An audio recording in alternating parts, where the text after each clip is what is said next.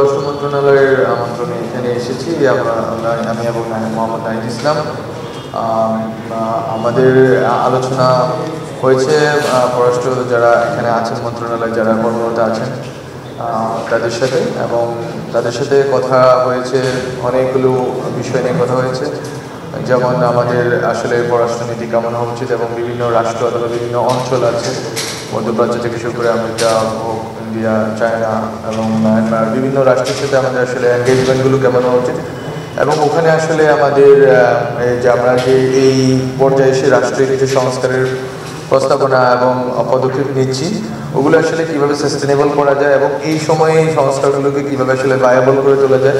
সেক্ষেত্রে আমরা আমাদের মতামত হিসেবে বলেছি যে আমাদের একটা ওয়াইডার কনসালটেশন দরকার across political parties and ideologies and different orientations, এবং আমাদের দরকার হচ্ছে যে সবাইকে নিয়ে বাংলাদেশে একটা ন্যাশনাল কনসেনসাসের দিকে এগোনো, এবং পররাষ্ট্রনীতির বিষয়ে যে ঐকমত্য এটা যাতে ন্যাশনাল জায়গা থেকে হয়, জাতীয় ঐকমত্য হয়, এবং এটা কোনোভাবে সরকার অদল বদলের ভিত্তিতে যাতে এটা কোনো রদবদল না হয়, বরং এটা খুবই প্র্যাগমেটিক ওয়েতে পররাষ্ট্র মন্ত্রণালয় যাতে বাংলাদেশকে বিশ্বমঞ্চে উপস্থাপন করে এবং বাংলাদেশকে একটি মর্যাদাময় জায়গা হিসেবে যাতে সারা দুনিয়ার কাছে উপস্থাপন করতে পারে। এই জন্য বিভিন্ন পদক্ষেপ নিয়েও আমরা আলোচনা করেছি, বিশেষ করে পাবলিক ডিপ্লোমেসি এবং বাংলাদেশের সফট পাওয়ার কীভাবে হচ্ছে যে এক্সার্ট করা যায় বাইরের দেশগুলোতে, এবং কিভাবে আমরা বাংলাদেশকে তুলে ধরতে পারি।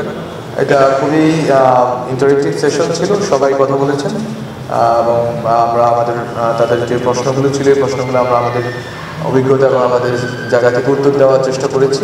পররাষ্ট্রনীতিতে যেটা বলছেন ফ্রেন্ডশিপ টু অল ম্যানকিন্ড, সেটা হচ্ছে যে আমাদের একটা মোটো আকারে ছিল, এটা খুব বেশি পরিবর্তন হয় নাই, বরং আমরা যেটা চাই যে একটা প্র্যাগমেটিক রিলেশনশিপ থাকুক সবগুলো রাষ্ট্রের সাথে, যেটা প্র্যাগমেটিজম, এখানে কোনো অ্যাডভেঞ্চারিজম অথবা হটকারিতার জায়গা নেই। এটা আমাদের জন্য খুবই গুরুত্বপূর্ণ। আরেকটা জিনিস হচ্ছে আমাদের সামর্থ্যটা বাড়ানো। পররাষ্ট্র মন্ত্রণালয় যেটা আগে যে অবস্থায় ছিল এটা দলীয়করণ হয়ে গিয়েছিল, এবং বিভিন্ন দলের অথবা বিভিন্ন কাল্টের রিপ্রেজেন্টেশনটাই মুখ্য হয়ে উঠেছিল। কিন্তু আমরা চাই যে পররাষ্ট্র মন্ত্রণালয় বাংলাদেশকে রিপ্রেজেন্ট করুক, নট কোনো দল অথবা কোনো কাল্ট, বরং বাংলাদেশকে রিপ্রেজেন্ট করুক।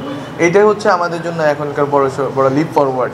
এখানে আমরা থাকতে চাই, এবং ওখানে বাংলাদেশকে সামনে রাখার ক্ষেত্রে সব রাজনৈতিক দলগুলো এবং সব আমাদের যারা স্টেক হোল্ডার আছে সবার ঐকমত্য চাই আমরা। এটাই হচ্ছে আমাদের আউটলুক এখনকার।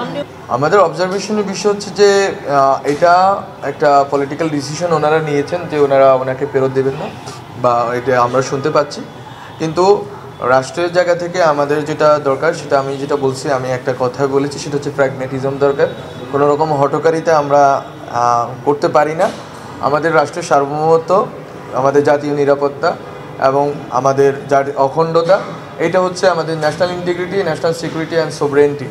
এই জিনিসগুলো হচ্ছে আমাদের জন্য প্রাইম। আমরা আমাদের জায়গায় কীভাবে আমাদের শক্তি বৃদ্ধি করা যায় ওই দিকে মনোযোগ দিতে চাই।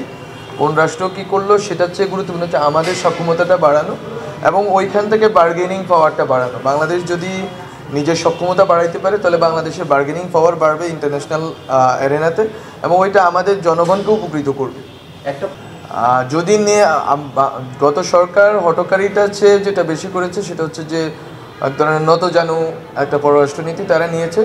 আর আমাদের সরকারের জায়গা থেকে আমরা চেষ্টা করছি প্র্যাগমেটিজমের জন্য। যদি আমাদের কোনো রকম হটকারিতা বা কোনো রকম ভুল থাকে সেটা আমরা শুধরানোর চেষ্টা করি, কিন্তু এটা হচ্ছে আমাদের মোটামুটি আমাদের সরকারের দৃষ্টিভঙ্গি। যদি আমরা দেখি যে কোনোভাবে আমাদের কোনো কাজের কারণে আমরা এটা মনে করি যে বাংলাদেশ রাষ্ট্রের জায়গা থেকে এটা কোনোভাবে গুরুতর হয়ে উঠছে, আমরা সেই ক্ষেত্রে রেস্ট্রেন্ট অবলম্বন করি এবং আমরা চেষ্টা করি যে বাংলাদেশের স্বার্থটাকে সবার আগে রাখার জন্য।